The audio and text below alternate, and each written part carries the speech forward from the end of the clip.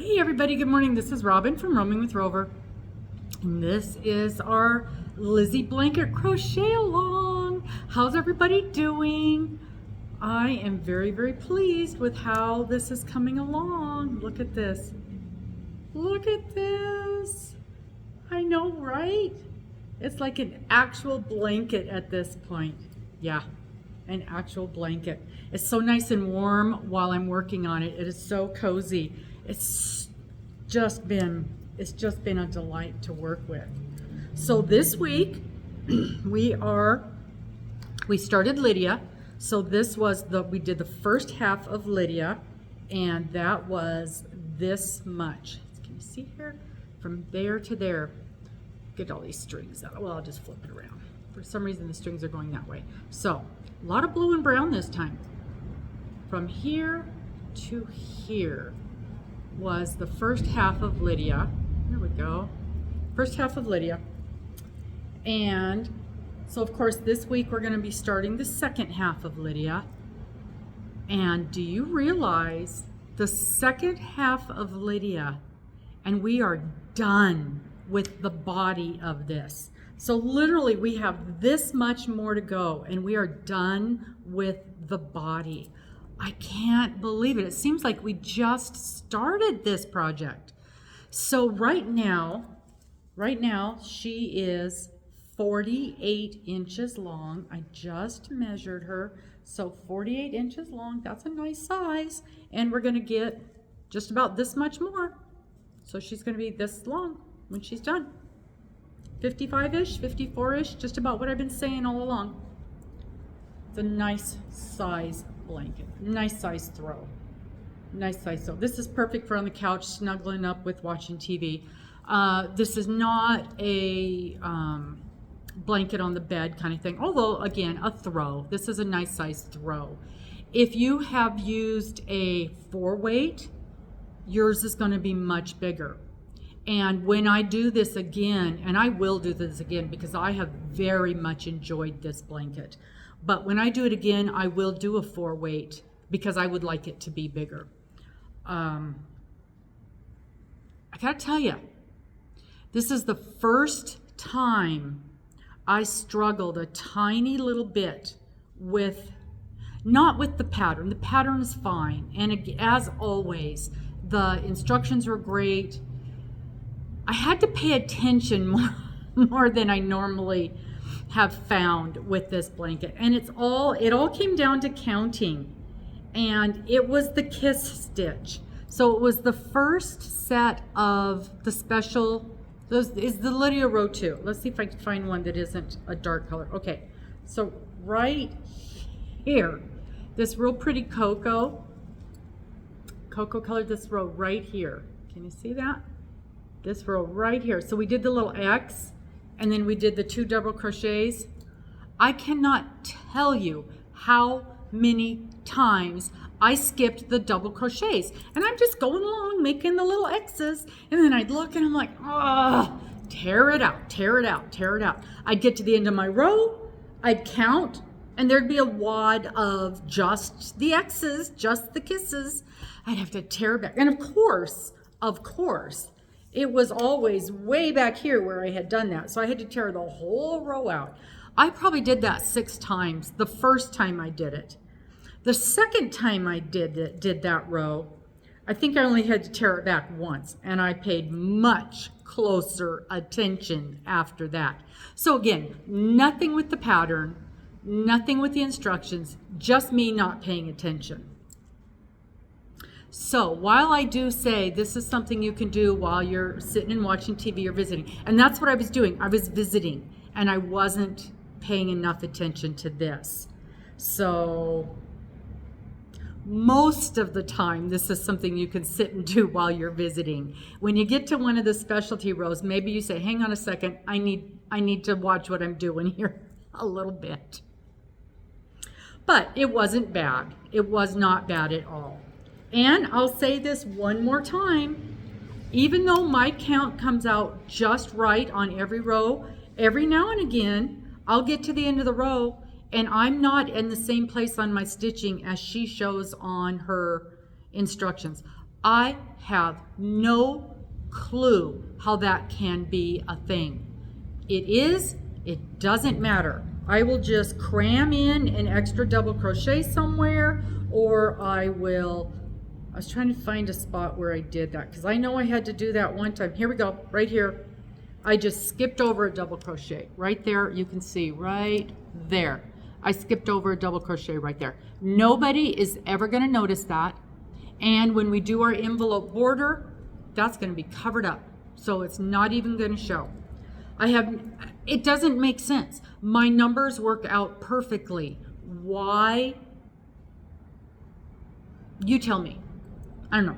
Are you guys finding the same thing, or is it only just me? It could very well only be just me, but I just wanted to let you guys know that this is happening, and just don't worry about it. Don't beat yourself up. Just make your ends work, make your count work, throw in an extra double crochet or half double, whatever you gotta do, and move on.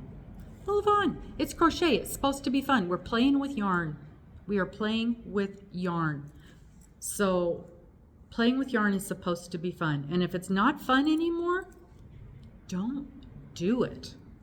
Don't do it. We are almost done with this section. I am so excited at how this is turning out. I'm loving the pictures you guys are sending. It sounds like you guys are having just as much fun with your projects.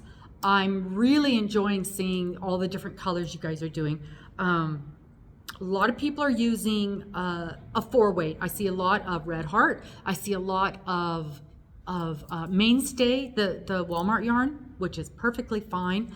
Oh, and I'm so bad with names. One of the gals is doing a whole bunch of purples and pinks. It's just beautiful. The colors are gorgeous that everybody's using. So really, really happy about that. Really happy about that. Okay. So this week, we're going to finish this off. Next week, we are going to start the border edge. This is one you're going to really want to pay attention. Read your instructions all the way through before you jump into that. I will, again, you're going to have the video instructions from Anja. I will also be giving you a link to another channel that she struggled with the envelope border. And while she did end up doing a kind of an envelope, she did an alternative. So before you jump in and start that envelope border, unless it's something you've done before and you know you're not going to have a problem, go for it. If you've not done it before, you might want to wait until next week's video is posted and you can see a couple of different ways of doing it. I have done one envelope border. It was tricky, but it wasn't impossible. So I'm really going to pay attention to the alternative also. And if I find that I'm really struggling with it, I might use the alternative. We'll see. We'll see how it goes. But 15 more rows and we are ready for the border. I have a ton of yarn left. I mean a ton. And as you know, we're not even using all of our colors when we do the border. In fact, let me look real quick and see if I can count up real quick how many colors we're using on that last. So we got 1, 2, 3, 4, 5, 6, 7, 8, 9, 10, 11. We're going to use 11 of our colors in this last section, and which means we're not, if we're using 11 colors, we're not using very much of each of those colors. So I'm going to have a ton of yarn left for my border. I'm going to make my border big. I'm going to go mini rounds because I want this bigger. I want my blanket to be bigger. And that's an easy way to do that, is just keep going on your border. So if I have a border that's 5 or 6 inches around, that won't surprise me in the least. And that's a good way to use this yarn. There's not enough to do another blanket. Yeah, there's for sure not enough. I've used more than half, so there's not enough to do another blanket. But there's for sure enough to make a really nice, big border. So I can make this, you know, if my border was this wide, as big as one of the weeks, I think that would be wonderful. I think that'd be let's see if I can do this. See if I can, yeah. So then my border would look about, not quite this messy, of course, but my border would look something like that. So here'd be my blankie and there'd be this much of a border. I like that a lot. It's going to have a significant border on it. Absolutely. Absolutely. Okay. Are we ready to almost be done? We're going to finish up this week. We're going to have 15 more rows. So all you've got left to do is this much more and we're done. And then we're going to do that border. I think that's it. So mine is 48 inches right now. We've got 15 more rows to do. Oh, I was going to tell you this. If you've never done an envelope border before, and this is something you can do if you finish up and you're waiting for next week to drop. Anja does not say this, or if she does, I haven't noticed it in the instructions yet. But this is a little trick that I learned from the other project that I did that had an envelope border. With the strings, well, one of the things that we did was we kind of trimmed them so they're roughly the same size. Now I don't want them really short, and there's a couple of mine that are short because like this one is short. I don't want them this short. See how short this one is and then how long this one is? I do want them roughly the same size. So one of the things I'm going to do is I'm going to lay this out and just take a scissors and go along the edge, and probably about this length, probably, let's say 4 fingers wide. That's roughly how long I want my border pieces to be. And then after I do that, after I trim them, I'm going to start at the bottom and I'm going to go up, and I'm going to take 2 strings and I'm going to just tie them off. And if this isn't tight, I'm just snugging it up a bit like that. And I'll tell you why. It just gives these strands a little more security. And I noticed on some of my rows, they just feel kind of loose, just like this right here. See, it's just kind of hanging out there. And all it takes is a snug to move that. I don't like that. I want these more secure. And the last time I did an envelope border, that was the first step. We just tied these off in a simple square knot. You don't reef on it because you don't want that edge to pucker, but that secures that up.